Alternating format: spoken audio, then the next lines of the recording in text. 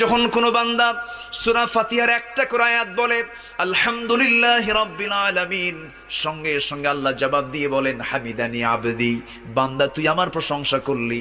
আর রহমানির রহিম যখন বলে আল্লাহ বলেন আসনা আলাইয়া আবদি। মালিক ইয়াউমিদ্দিন যখন বলে আল্লাহ বলেন মাজ্জাদানি আবদি।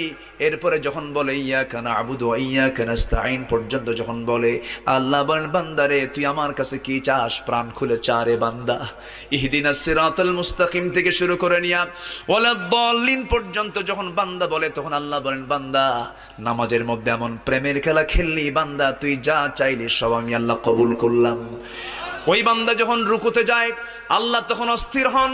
ওই বান্দা যখন সিজদায় যাওয়ার জন্য প্রস্তুতি নাই, সমস্ত ফেরেশতাকে ডাক দিয়ে বলেন ও ফেরেশতারা, এই বান্দাগুলো আমাকে দেখলো না, রাসূলকে দেখলো না, কোরআনকে দেখে হাদিসকে বিশ্বাস করে আমাকে খুশি করার জন্য তার সবচেয়ে সম্মানজনক